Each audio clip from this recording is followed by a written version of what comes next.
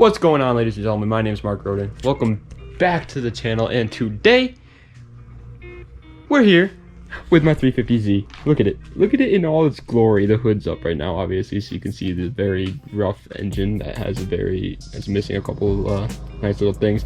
Also, you're gonna hear that noise in the background. That's a lawnmower. My uncle's mowing the lawn right now.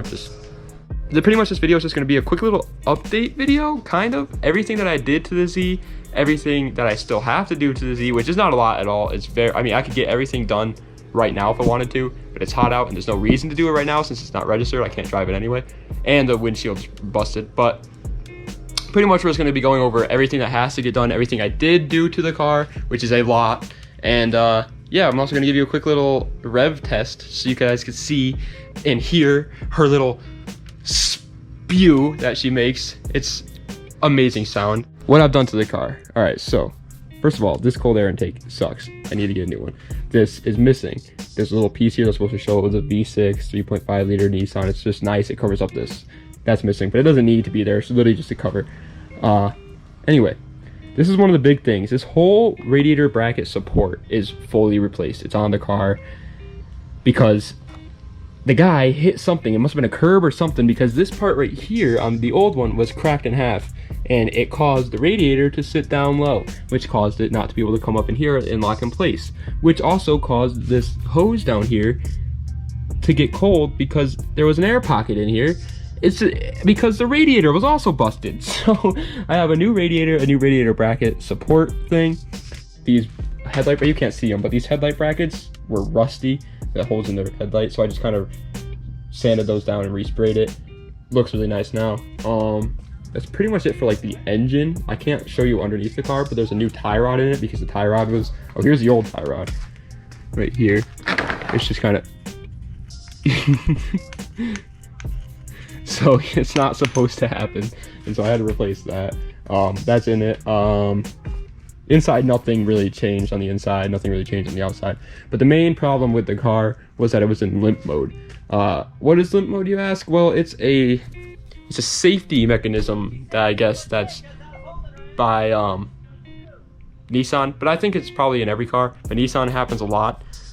When what happens is the car computer notices that there's a problem in something on the car, and so it puts it in this thing called limp mode, and it won't let the car rev past 2,000 RPMs. In my case, it wouldn't go past 2,500, but same deal. And that's obviously not good. You can't drive a car when it can't go past 2,000 RPMs, and so we had to get that fixed. We were looking at everything. We were reading the codes. They were giving us very weird codes until we finally realized the problem. The problem itself was one wire, but he came in here and just manhandled it and just freaking mangled everything in the car. And so now the car had so many more problems than it had to have. The battery, first of all, doesn't even have a tray. Where did the battery tray go? Where did it go? I need my battery tray back, man.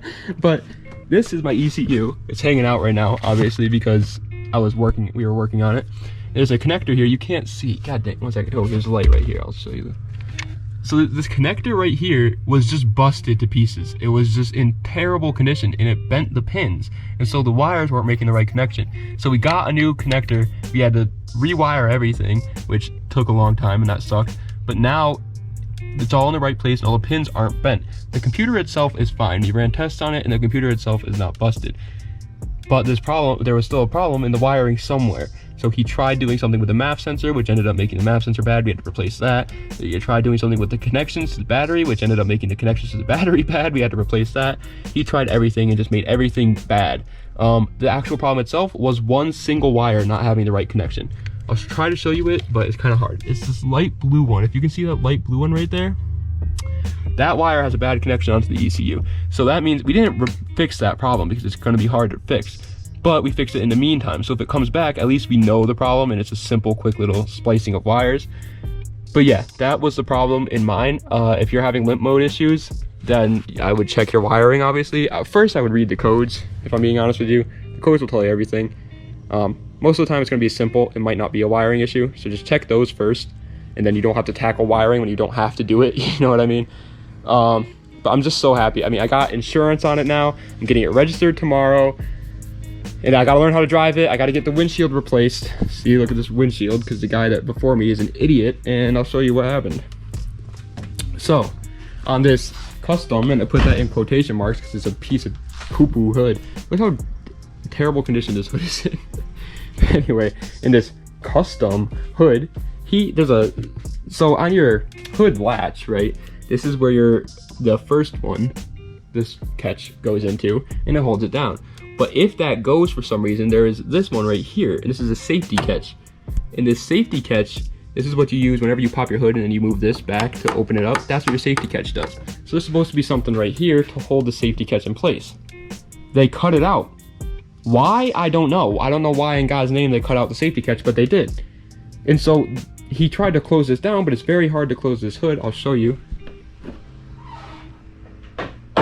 Because of the quality of the hood and the latch itself, you can see how rusty it is.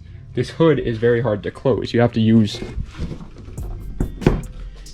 like so much strength to get it to close, and then it's finally closed. He probably just thought he closed it fully but didn't close it, and so this latch wasn't hooked in right there. And since there's no safety catch, when he drove down the road, the hood just flew right up and caused that to crack, which has also caused this like bend in my fender and all this chipping right here. The hood hit it, so it caused that. It just caused a big jumbo-baroo. And so I had to fix all that up too, which kind of sucked. But the main thing was literally just the limp mode issue, which we finally got solved. So the car is finally drivable. I am so excited. I'm so excited to get ready modifying this thing for you, taking it to car meets, trying to drift, learning how to drive manual. It's my first sports car, and I just cannot wait, guys. I really can't. I hope you guys are as excited as I am.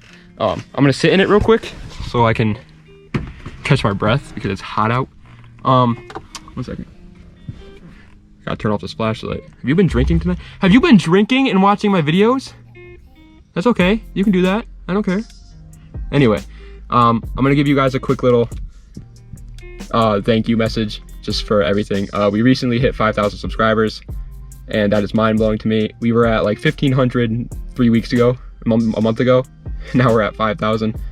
So thank you guys so much for that. I hope you guys are excited for my journey in cars as much as I am. I know nothing, okay? I want you guys to keep that in mind. I do not know a lot about cars at all. So now I'm not saying that I'm a mechanic. I'm not saying that you should listen to anything that I say when I make a car video on my cars, because I don't know. It's just for fun. It's just gonna be a vlog of me building up my car. The top 10s are not going anywhere. They're still gonna be here on the channel. I like doing them. You guys love watching them, so they'll still be here. But this car is gonna become a very, very, very big leading role in my channel. I hope you guys are excited. Just good times with friends, pretty much, is what we're going for here. But yeah, now I'm just gonna give you guys a quick little rev test of my car so you guys can hear how it sounds, see that it's running correctly. There's no check engine light, man. Nothing. There's no light or anything. I'm so happy. But anyway, guys, I'm gonna set this camera up. We'll get it started.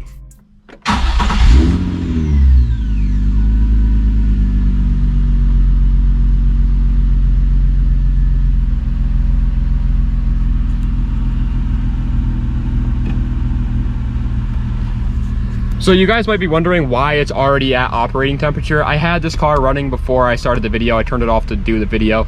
Don't worry, it didn't just get randomly hot immediately after I started it. Like I said, I had it running before I started the video. Just wanted to put that out there.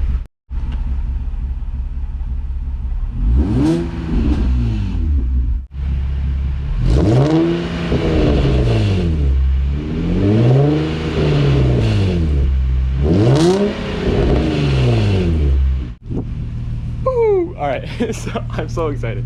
I can't believe, I love the sound of the 350Z. I know everybody else hates it, says it sounds like a trombone. I love it, alright? It sounds so cool to me. I am so excited. That sounds, oh baby. Obviously, I wasn't revving it to like redline yet because I just got the car. I don't want to break it already. I want to baby it right now. But it's revving, man. It's doing its thing. I think it sounds great. Anyway, guys, alright. That's pretty much the end of this video. I just wanted to give you guys, like I said, a quick little update on the car, tell you where it is. Within a week or not from now, I'm gonna be coming back to you with another 350Z video because we're ready now. We're starting, all right? It's getting crazy out here. We're gonna be doing all kinds of 350Z content. I can't wait. I keep saying that, but I really can't wait. Anyway guys, thank you guys so much for watching. Das Vidania, and have a good night, because usually I upload these at night, and every time I say have a good day, it just doesn't really make any sense because you guys are watching at the nighttime. So have a good night, and Das Vidania.